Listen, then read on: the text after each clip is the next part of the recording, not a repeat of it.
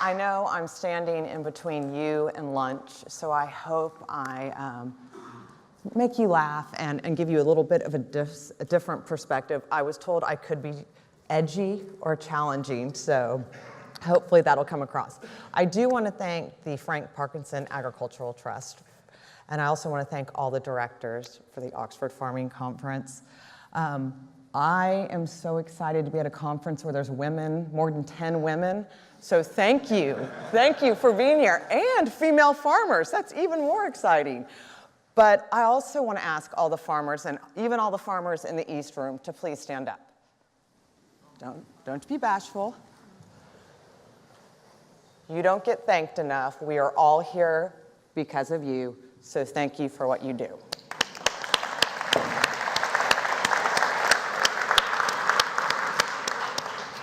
I also want to thank all the farmers who grow wheat. I kind of like wheat, and I like that logo.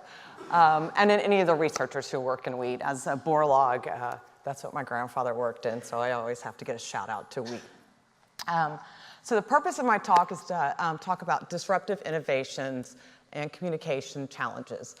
I've spent about 15 years at the Borlaug Institute for International Agriculture and worked on international development on a lot of the issues that Nyasha was talking about.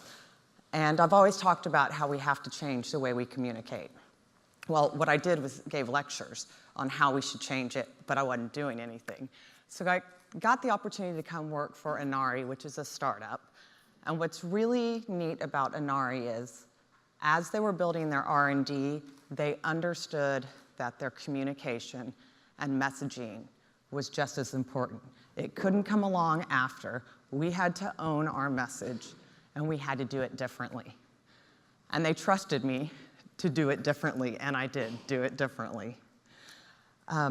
What we believe in is disrupting the seed industry. We're coming directly at the seed industry. If you want to say the duopoly, if you want to say the current establishment, the old business models, we are hoping to disrupt that completely. If we don't, at least we tried, is what we say. Some of us are from academia, some are from big ag or before, and then we have a lot of young researchers, but we all believe in the same thing. And what we believe in is we've got to move from profit to purpose. We know profit's important. Profit's important to all of us. But there should be a purpose in what we're doing. Why can't we have shared business models? We want to move from hierarchies to networks. An industry and private company can't do it alone. We need universities, we need independent seed companies, we need the farmers, we need everybody. We aren't trying to do it all. We know we have to use other people and collaborate, so we don't believe it needs to be a hierarchy, it needs to be really a network of people. We also want to move from controlling to empowering. One of the most exciting things we want to do is return the power and the choice to growers. And you had mentioned that, Nyasha, and that's what we want to do. And we want to move from planning to experimentation. Because we're young, we don't have any pipeline behind us, we get to move fast, we get to be nimble. If something doesn't work, we can pivot and move on. And we feel that's really important to innovation. And then lastly, privacy to transparency. We all know agriculture needs to be more transparent, but are we making it more transparent? So that's what we hope to do. So, why do I care about agriculture? Does anyone want to guess how old this boy is? Nyasha, since I know her. I'll say 10. He's 10. He's in kindergarten. He's learning his ABCs and his numbers. He is stunted. So what that means is he will never cognitively develop as he should. And he will also have issues with his medical, with his infections, and he's susceptible to a lot of things. So his future has really been cut off, all because he didn't receive the proper nutrition. His mother did not receive the proper nutrition when she was pregnant. 1 out of every 4 children in the world, here in the US, is stunted. And that is something that should never happen. We also have conflict. When people talk to me about farming, agriculture, who cares? There's no purpose in it. It's really easy. Just go out and grow your food. I talk about conflict. Do you care about conflict? Well, yes, we need the U.S. to be secure. Well, the most unstable regions in the world are the most food insecure. We all know about the Arab Spring. Why did that happen? Food prices skyrocketed. So if you want a stable world, you care about agriculture. If you look back to Bill Gates and the Gates Foundation, how he got into agriculture was he started in vaccinations and all of that, and he realized it didn't matter how much medicine or vaccinations or anything you provided. If you're malnourished, it's a wash. So he started back in agriculture. And let me get to my grandfather. So this is my grandfather, Norman Borlaug, and I did get to work with him. I was his favorite child. That's simply because I asked questions. I asked him about the Kyoto Treaty once at Christmas, and 2 hours later he was done. We started with the Big Bang Theory. So he is a Nobel Peace Prize winner, Medal of Freedom, Congressional Medal. He was a member of the Royal Society here, and he had other, he's got a few colleges that are, or programs at some of the universities nearby that are named in honor of him, some that have come and gone. But I'm not going to tell you too much about him, and I'd like you to Google him, but just not now. He was a really exceptional man, and he worked within Pakistan and India when everyone was predicting mass famine, and it was his wheat system and his farming system that he brought in. He trained young scientists, young farmers in Mexico on purpose to get them away from their elders so they'd be more open. And his quote was always, "I'm going to train you to be warriors against hunger, but not with guns and daggers, with science and technology." So this is me in India. It was my first trip to India, and my grandfather had a few reasons why he wanted to send me to India. One was that where a lot of his work was done, but also to see the role of women and to see technology. And then if you look at this, this is a milk village and in Gujarat. And essentially, the women or children bring in small canisters of milk. It could be buffalo milk. They test the fat content right there. If it's accepted, they get paid on a debit system in a rural village. It's absolutely amazing. Or if they can't, they do get cash. What the women do is they take that money back and they buy what the children need. They buy anything for the household that is necessary. Why do they do women? Because they know where the men are going to go and spend the money. So the women can do this in the morning and at night. And what my grandfather was teaching me was women and technology and the power of technology. You should see these cold chain storage and how they're testing the fat content. You wouldn't think that would be happening in rural India, and it does. This was my grandfather getting the Congressional Gold Medal, and a real quick funny story. He was only supposed to speak for, I think, 2 minutes, and if you knew my grandfather, that was never going to happen. He spoke for 20 minutes. President Bush was there, but it was the Congressional Gold Medal, so it was Nancy Pelosi's deal. I was sitting behind him. They came up and were tapping on me. "You got to stop him. You got to stop him." My mom and family were out in the front row, and I was leaning over like, do this. He wasn't paying attention, nor did he care. He went on for 22 minutes, but I had tapped President George W. Bush, and I said, "They want him to stop. Can you, get up?" And he was like, "I'm not going to stop him. It's the Congressional Gold Medal. It's not the presidential." And then my grandfather right there went into isms. And hunger and poverty are fertile seeds for isms. One would be terrorism. And Bush leaned back and said, "Don't stop him now." So that was just one of my fun stories. But let me get into the challenges of agriculture and really why I'm here. We have a new strain of fact-resistant humans. And we also have a new boss, and there she is. It could be moms, mommy bloggers. It can be your 20-year-old yoga instructor who seems to know more about nutrition and farming than actual farmers do. And their online 10-minute degree, they have a lot of information to give to their clients, and their clients believe this. We also have foodies. who are willing to pay $1,000 for a meal at a sustainable farm and think they know more and they should advocate for that food system. Well, that's not possible. We all know that. But whose voice is louder? Their voices are louder. They connect with the consumer. They're savvy in their messaging.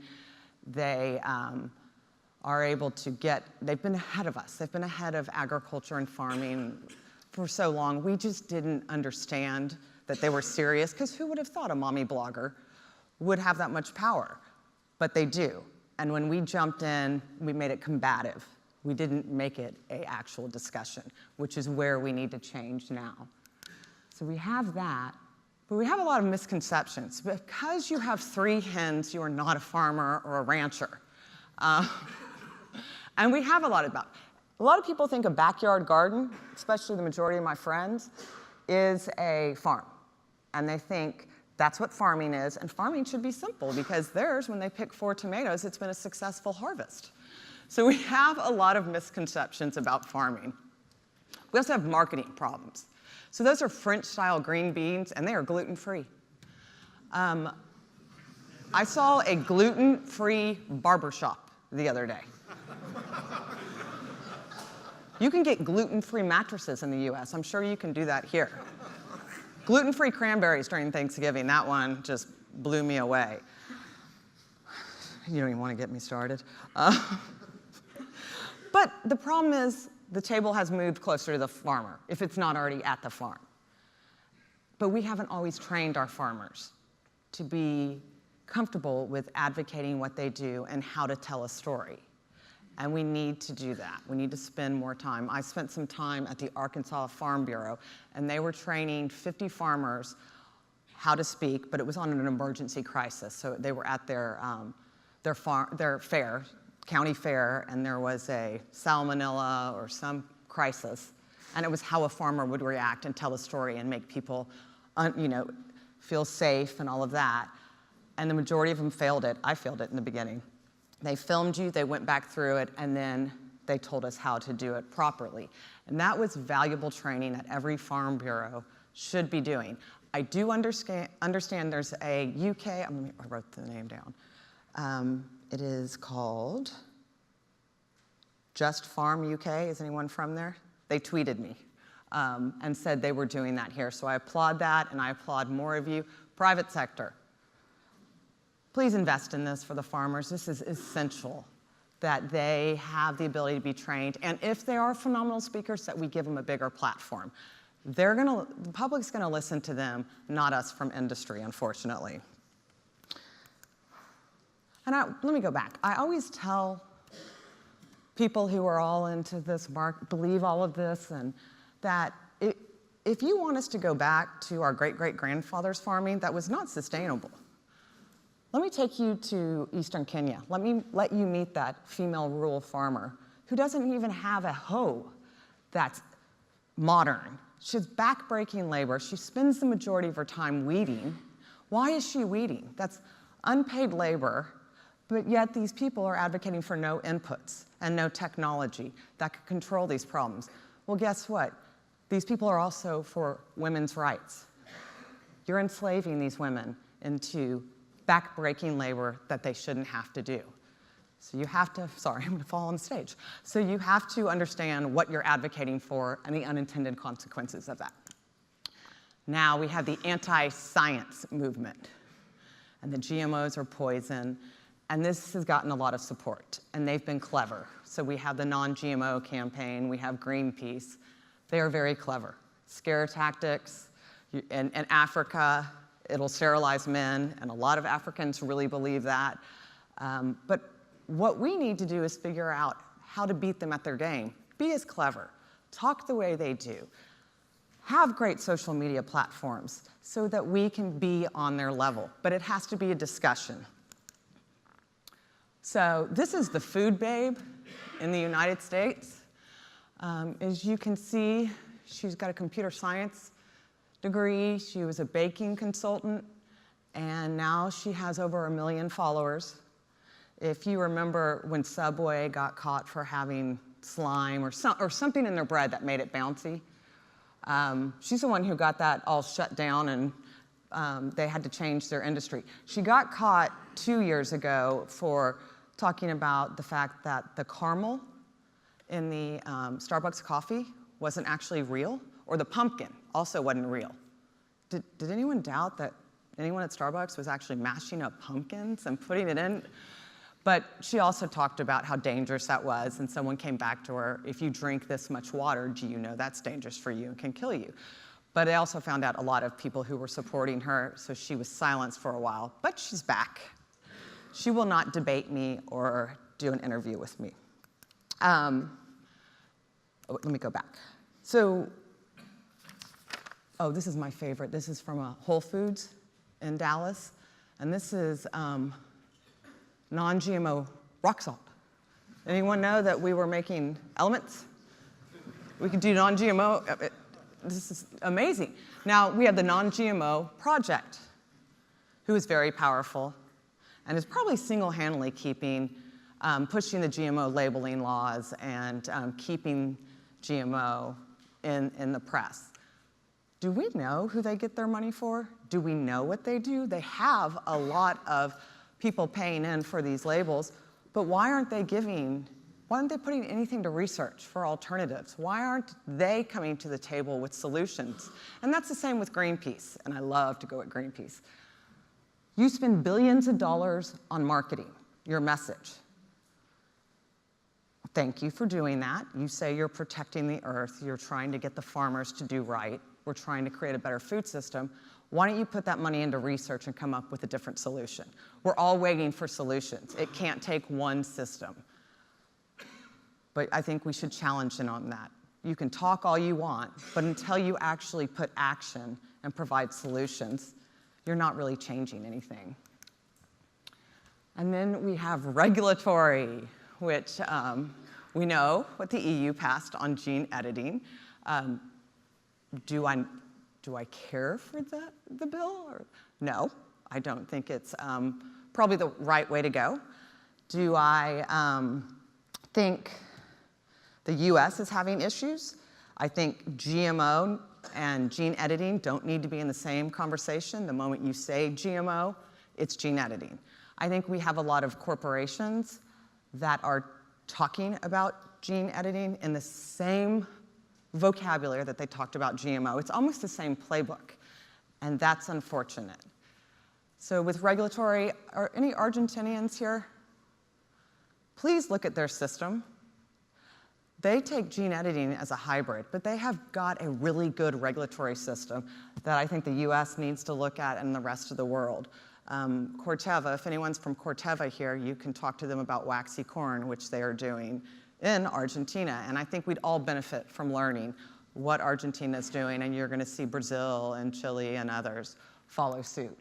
So I wish regulatory, let me go back. I wish regulatory wasn't such an issue, but the problem is, who makes the loudest noise on our lawmakers? Those who don't understand agriculture or science. And we need to make sure you are not regulated out of business or regulated to a point that you can't make a profit. So we have donor fatigue. A lot of people think we're pouring in money to Africa and we're not making a difference and Africa doesn't care. Well, yeah, we've got political issues, we've got corruption, we need roads, but if you look at this, I tweeted this, and 10 years ago, 10 years ago, when I was 10, I remember the Ethiopian famine. My grandfather showed me pictures. This is the famine in Yemen, which of course has a lot of complex issues in it. Why am I having to show a famine, man-made, to my 10-year-old son? I never thought we'd have to do this, and we're currently in a famine, and why is that? And I think we need to challenge that, and a lot of that comes from fatigue, from hearing about food security, and we had a silver bullet, and we should be feeding the world, and we need to be careful when we talk about that.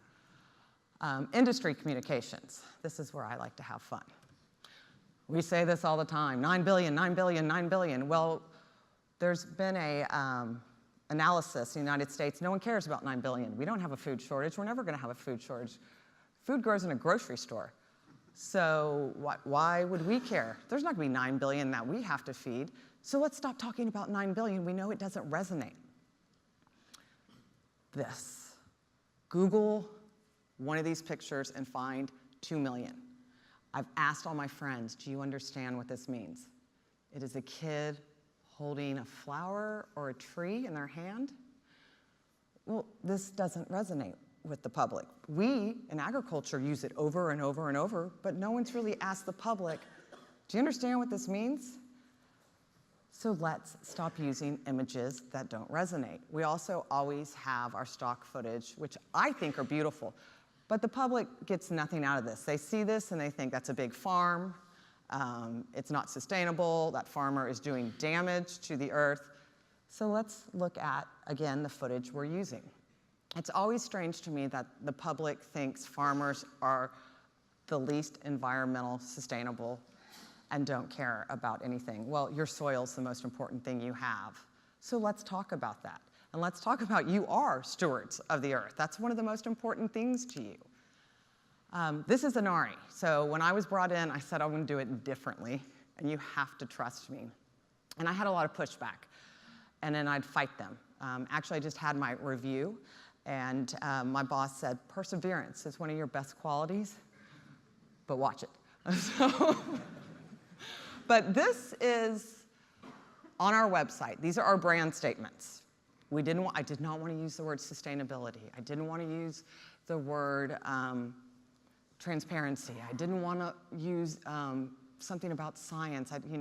So these actually animate. They click. We started with, we act responsibly, and it starts with a question of how do you feed the world without starving it? I let that one go. But we started with that when we first came out because we wanted to start with a question. We wanted the public to respond and say, oh, they're not coming out and saying, we're going to do it as a new company, but we wanted them to honestly understand we care about what they think. So if you go onto our inari.com, you'll see a very different website. It looks nothing like agriculture. Someone the other day tried to put up on one of our blogs a picture of a tractor in a field, and I was like, no. I know that's farming, but that's not what I'm going for. I want the public to look at this and go, oh, there's someone talking differently. And then ask questions, and we can engage in a conversation. And that's what I hope we are doing at Inari. It's just a different way to look at it. It's the same thing, but it's just pivoting and changing it a little, and we hope more people do that. Like I said, everyone is talking about gene editing, but some are using the exact playbook that they used with GMO. I mean, you can literally go to their website, read about GMO, and then go to their website and read about gene editing. It's the same thing. So we're almost at a negative with gene editing because it's been utilized that way. I think what we can be excited about is our next generation. Nyasha is a perfect example. I know we have some young scholars. This is what my grandfather believed in. This is our hope. They understand technology. They've grown up with it. They want a place at the table. Please give it to them. Listen to their answers. They're going to be unconventional, out of the box, but we need those solutions. I'm a part of something called the Thought for Food Challenge. We give a, it's kind of, we go through this whole thing. We're kind of a baby incubator for, again, out-of-the-box creative ideas for students, college students at any level. A team of 5, and the top 10 teams come, submit. We have it all over the world. And we kind of put them through a boot camp first so they understand how you make an investor pitch.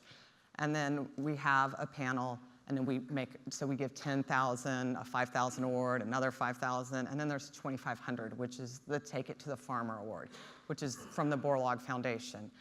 And I give it to the team that just isn't there. It's typically a team from India or Africa.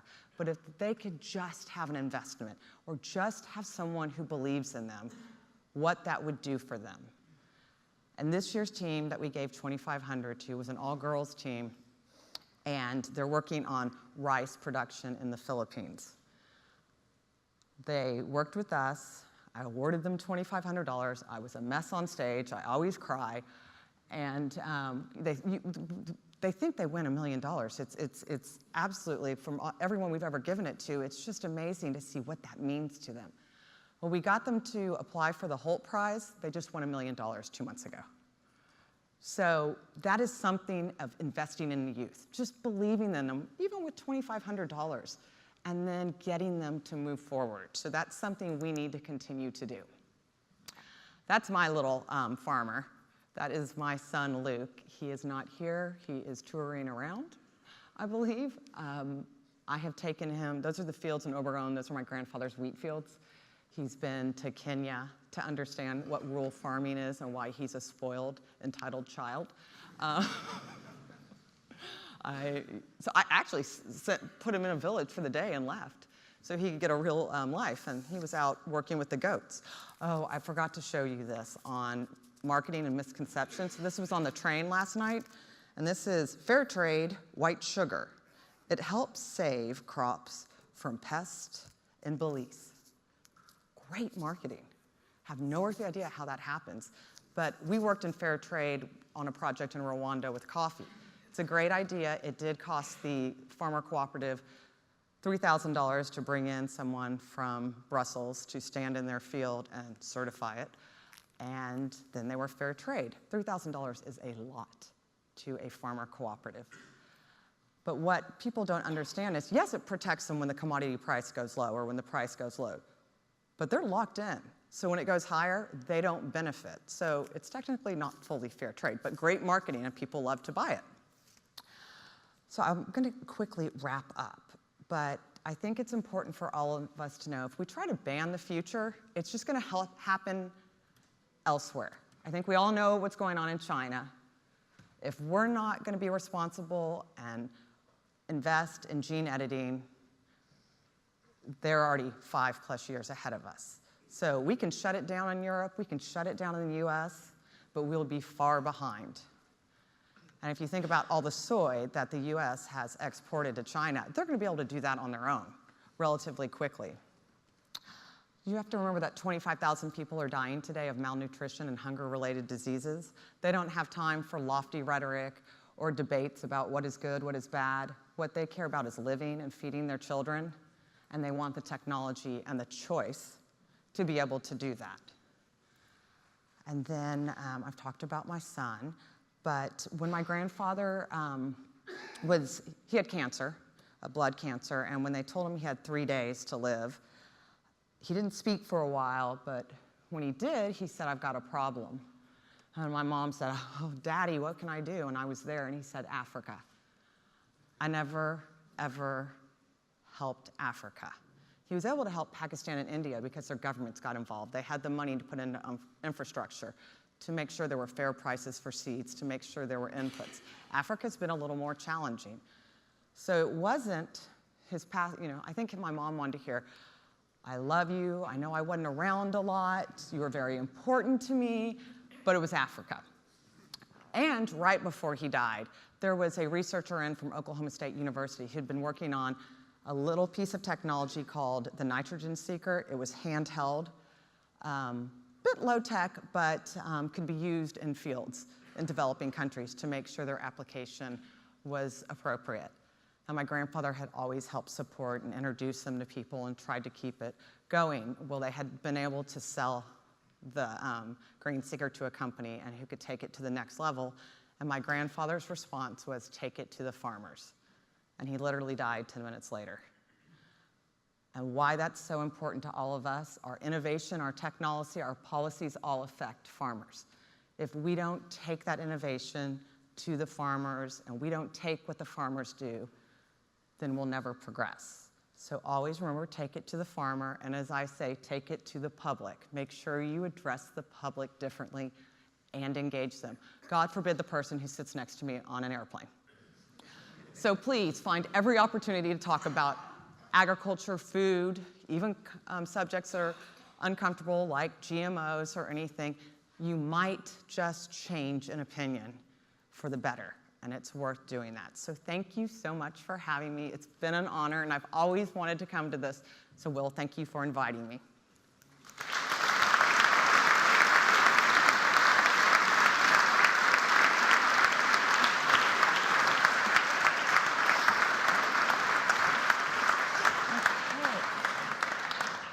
Thank you, Julie. That was a fantastic run-through, and Great to hear from you. Great to hear other perspectives as well, I think. To hear from the US, to hear from Nyasha from Zimbabwe.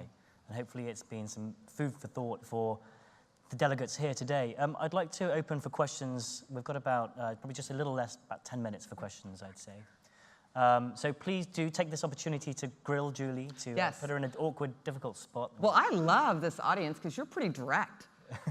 So I love that. Thank you. I can see a question at the back there. Hill. Sorry to mention vegans, but it is Veganuary. Ignoring all the wider issues, do you think that as a population we can or should thrive on a plant-based diet? I think that's fine. I'm open to anything, but where I have a problem is we in, let's just say the United States, I'm going to speak for us, we don't have the right to tell emerging economies, well, you know, the environment is all messed up, we've done it, we've enjoyed as much beef as we've wanted for over the years, but now you can't have that. That's where I have a problem when we're saying only plant-based diets can be used as the population grows forward. I think it's important. I think we need to continue the research and always have it available. We just have to understand we can't take the choice away. There was a question over here, number 5.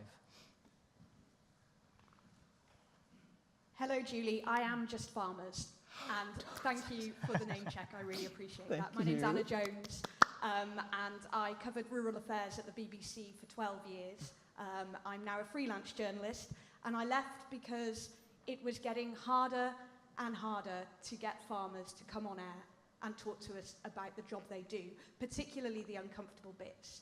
So after doing a Nuffield scholarship, I left the BBC, my comfortable staff job, and I've set up this communications project to build confidence among farmers and growers and encourage them to come forward and not speak from an industry perspective, but from an individual perspective about the job that they do. And it's not easy. I do feel like I'm banging my head against a brick wall sometimes. So I am using this as a bit of a platform to encourage you to come forward. And I'd ask Julie, what would you say to compel a food producer, a food grower, to talk to the public? How would you make them feel they have a duty to do that? Well, you do have a duty because the public is going to pretty much pick and mandate what you're going to grow if we continue to let misconceptions grow. So I think that's very important. If you like to use inputs at a limited, you know, we could go to only organic corn because that's the way the public is, and that's the way you'll have to sell. So it is important for you to engage. And I do want to say, I'm so glad you're here, by the way. Oh, did we tweet? Oh, great. The power of social media. Farmers, get on social media, please, please, please, please. But there's one thing I also wanted to say to the farmer. If someone asks you a question, this really angers me. Do not say, and I hear it all the time, I'm just a farmer, but you're not just a farmer. You're responsible for feeding the world. You're responsible for everything that keeps us healthy. So please take pride in what you do. And when you take that question, don't start it with I'm a farmer. I would start, well, I am an expert in what I do. I'm the one who works daily on the soil. What I grow, I know everything. Let me show you. That's just a tidbit. I'll encourage questions as well from the eSchool. I'll go over there in a second, hopefully, if there are questions to come from across the way. But you just mentioned Twitter and social media and the importance of being online. And there are questions coming through on social media as well. You spoke a little bit about Generation Z, Generation Y, the 20-somethings and the 30-somethings. The question that's come through, and I'll read it actually, they are idealistic and have no real grasp of the realities of the day. Why should we listen to them? Well, that's why we should listen to them. They're not discouraged. You know, what's really neat about where I work is we have a multidisciplinary approach, especially with scientists. So we have paired agronomists up with biologists who come from the human health side with data scientists and all of that. They are young. They have all these ideas. They all would like to have time to do their passion project. We just don't have time to do 60. But I think their enthusiasm and that they're looking at things in a different angle is why we need to take them seriously. And also, they're the ones who are buying your products. So you should respect them. You should listen to them. We can explain to them. You can't tell them they're wrong, but you can address some issues that they might need to be aware of. But I think they're important. And by the way, they are the future. So we have to respect them. And they're the ones who also are voting on regulatory and laws.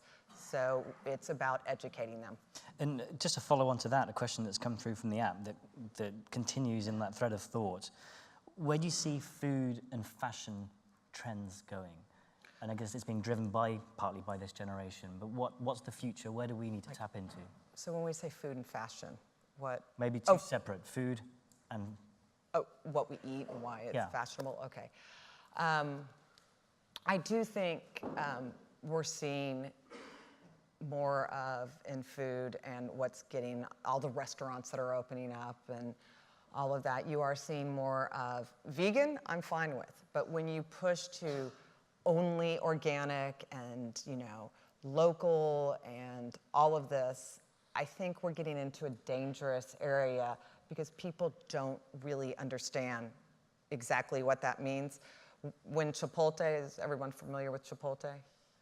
I think it's a restaurant that once was owned by McDonald's. They've had some food safety issues. They had to close down all of their stores to teach people to wash their hands. They did, and they kind of deserved it because they waged war on the US farmers. But I think they say they're non-GMO in everything they do. I want to know where they source their soy. I'd like to challenge that, but the public believes in that. So you are seeing a shift to that, which we have to answer to. I got to go to a conference and interview Dan Barber. If anyone knows who Dan Barber is, he is the chef at Blue Hill, which is outside of New York City. A meal there is about $1,000. It is pretty much vegan. We had a vegan steak, which was a beet steak. He has a utopian system. It is lovely. It sits on the former Rockefeller dairy. It is utopia at its best. People volunteer. They have to pay to volunteer to come work on the farm. Everything on the farm is local, and I got to interview him. And when I started, he said, well, I want you to come here. I want you to taste some of my bread. And so when we were back in the kitchen, he said, I know you think I'm an ass. And I said, well, I wasn't going to say that, but I kind of do. You have people coming up here who can afford $1,000 per person meal without a drink. And they think this is farming, and this is how we can replicate farming and make it successful, and that is not true, and you know that. And he was like, well, yes, I do, but it seems to be working. So I think we have to hold them responsible. He knew the audience he was playing to when I was asking questions, but I did ask him, was it socially and ethically responsible to demand that the public only eat organic when conventional is just as good, but now people are afraid. Do you think that's, ethically responsible of you? And he replied, it's customer choice. So I didn't get that answer. I'm going to squeeze in two more questions. There's going to be one from the floor. I'll take one from the app, and then the final question will be from the floor. So let me just go back to the app quickly first. This is about investment in people capital. How do we make agriculture a career of choice to people with no connection to it? Well, I think, first of all, technology is our best way to bring the next generation along and talk about how that's done in agriculture. In the US, we've always said how to make it sexy. I don't like that terminology, but how do we bring young people along? It's bringing them to the farms. It's seeing the possibility. It's seeing all that can be done. Just take them to the Netherlands and let them see what the Netherlands is doing in hydroponics and everything. That is exciting. And I know you're doing that probably here. So Tesla's owned. What is Crazy Man? Who owns Tesla? Elon. Thank you. Everyone knew that one. His brother is doing a lot of farming in containers, and he does it all over New York City to show people how you can grow and how you can get involved. So I think projects like that are really exciting. There was a question right in here. Hi, Will Evans, Rock and Roll Farming Podcast. Congratulations on a great talk. It's really inspiring. There are many of us in the room who are communicating what we do from our farms via social media, podcasts, YouTube, etc. And for that, because we put our heads over the parapet in this way, we very often attract the attention of the anti-farming, anti-science crowd, which I'm sure you must know all about. Yes. And sometimes you get really quite vicious abuse. I think it often puts people off engaging in that way because they think, why do I need this hassle?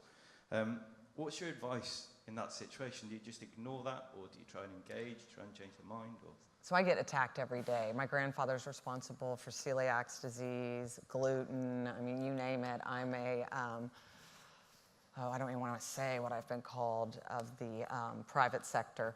But, so I'm attacked every day. I never respond.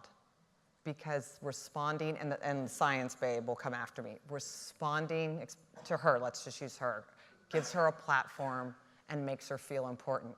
So I just never respond. If you're going to respond, just give a fact-based comment. And then they're going to keep going, stop. That's my best advice. I don't think engaging with radicals is going to do anything for us. And I mean, given if you let them go on, they just look more crazy, so that is to your benefit.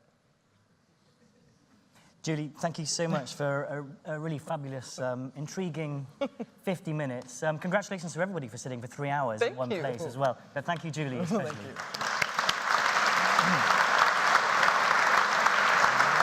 can stay here.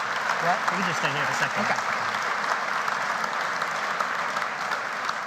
So I'd say there's plenty of food for thought, which is appropriate for our food-free lunch, gluten-free, food-free, which is going to be, for this group in here, you'll go out of the back doors to your lunch, up the back here. For the group in the East School who can't see me live, they can go out of their back door and down the stairs into rooms 7, 8, and 9. And I would ask you all to be back in your seats by 2 o'clock for a prompt start at 2:10 for the next session. Thank you.